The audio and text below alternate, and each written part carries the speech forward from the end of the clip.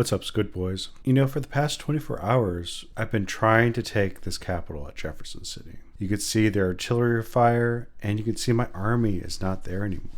And if you saw this Let's Play, which I'll link below, you would understand that I'm dealing with someone who spams gold, a gold spammer. And I thought this may be the perfect time to talk about how to deal with someone like this. Now, first of all, we're on day 16, and you can see I am quite big. The quick notes on this is I sent an army to take his capital, pushing through, taking him out, and then he just kept buying more and more units, until my army just finally died. And he did how most of them do. They say they have a huge amount of gold, and I might as well quit because I'm going to lose this war. Trust me. And I don't talk about my strategy. Well, my strategy is to bleed them dry. If you have a finite amount of gold, which I promise you, you have to buy them in the shop, use them at the level he's using. I've killed at least 30 armored cars. There's 10 more armored cars here. There's 3 armored cars here. But my strategy is to bleed them. And if I win, I win. If I see that he's beating me or will beat me, like in my last cavalry charge video, I end the match. This is how I deal with gold spammers. Now, first I have to know their personality. Now, this person's personality, due to their spending of gold on this level, he's not learned the game properly. He has no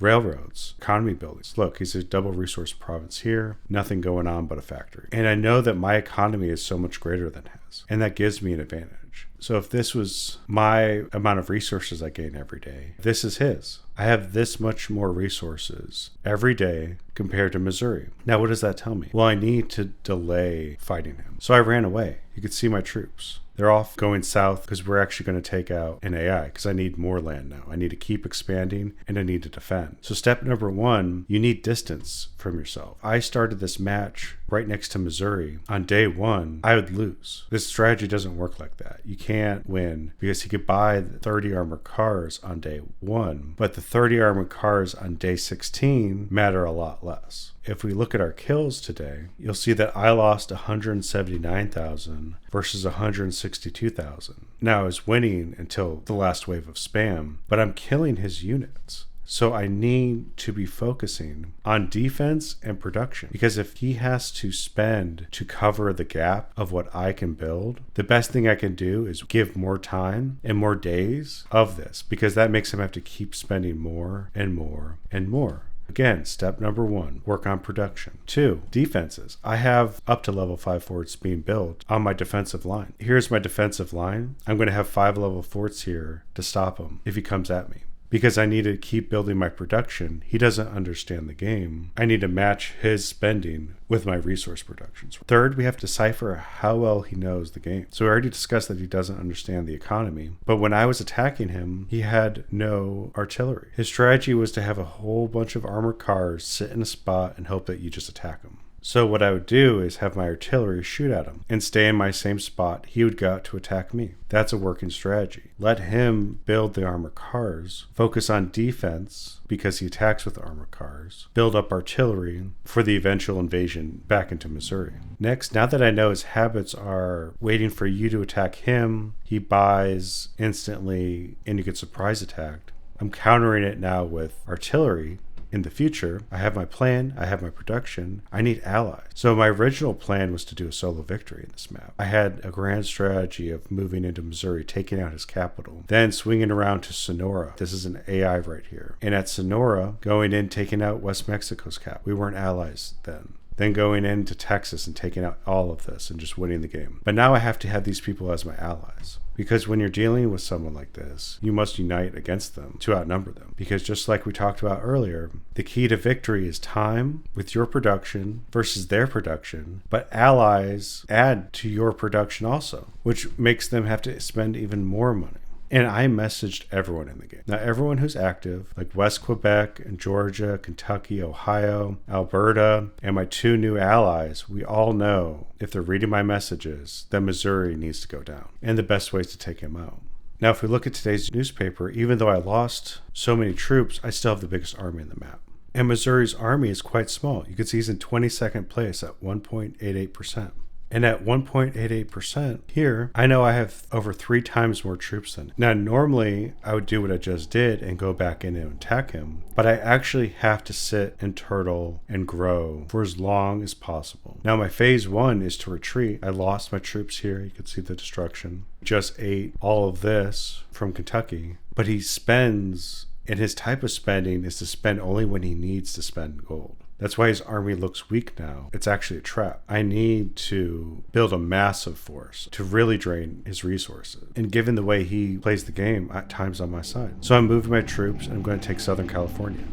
As long as he doesn't come out and attack me, I'm going to take all of this. I'm going to use this and build up the infrastructure, and I'm going to keep growing. You can see here I've communicated with my new allies. He's horrible at attacking, but he will spam armored cars and forts when we strike, play defense, and shoot with artillery. He doesn't understand the game, so his resource production is too low. The longer we wait, the more money we can drain. Texas sounds good. And that's all you have to do to kill these people. By bleeding Missouri's bank account, we are feeding Bitro. By allowing Missouri to spend money, we're funding Bitro and our servers. So if anything, I'm doing a service. I'm a patriot. Created a massive force. It's day 22, about to be day 23. Taking over. The AI is here to gain their economy, build up production where I need to. And now I'm pivoting to total war. And let's see what this has given me. So I have 745 infantry, 28 artillery, 11 tanks, 7 balloons, 17 cavalry, and 2 armored cars. Now, as discussed earlier, I gathered allies. Now we're coordinating an attack. Mexico is still fighting AIs on my border, which is bothering me, but that's not the part of this video. But Texas is helping. You can see Texas and Missouri are fighting, and I've been fighting, and I've been pushing them back. And now I'm in seek and destroy. Like, I see the Pokemon grazing, and I'm there to shoot them. So I'm using his weaknesses against him to maximize the kills. So what am I doing? I have a large force to defend my artillery, and I'm just popping them with my artillery. Now, if we look at the newspaper, I'll need to look at when we first started fighting, and we could see that I lost 179K, he's lost 162K, that's day 15. And now we go to the current day, but now I've lost about 8,000 troops, and he's lost about 40,000 troops. And that's what I want to see. Those are the numbers like I want to be looking at when I'm making in my gains.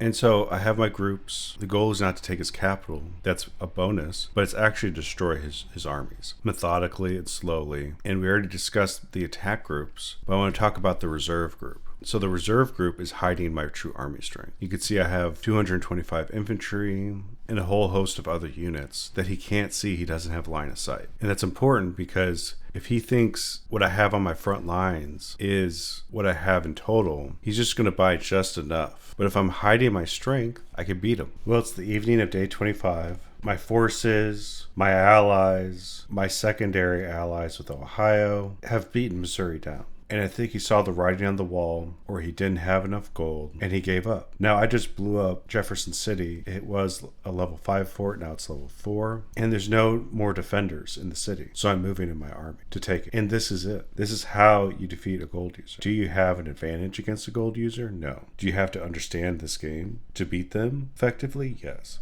And let's summarize what we learned today. When I attacked Missouri and identified him as a gold user, he even said I was going to lose, trust me, because he's accumulated too much gold over time. What did I do? Well, I called his bluff. First of all, my economy was bigger than his. I built my defensive line, and I went to invade other countries to build up my economy. And I just kept working on building and building and building my production, because I knew he couldn't build as many as me, so he'd have to substitute with money. So number 1, the defensive line. 2, build up my economy. 3 is allies. I got Texas and West Mexico. Well, we agreed that Missouri needed to go. Furthermore, I'm taking anyone who will help me. Ohio, over here. He lost his capital to Missouri with a 10 armored car spam, but he's still helping me take out Missouri. And that's all you need to do. When you move into attack, you do what I do. You do things methodically, you find their weaknesses, and you exploit those weaknesses. For this specific Pokemaster, he A, didn't understand how to build an economy without spending, so I outproduced him. B, he would attack with armored cars. Now, it worked against Ohio, and Ohio lost his capital because Ohio can't defend his line. Here you can see Columbus, there's no capital built here because it got sacked. That's why it's at 51%. And Ohio's average morale is 38%.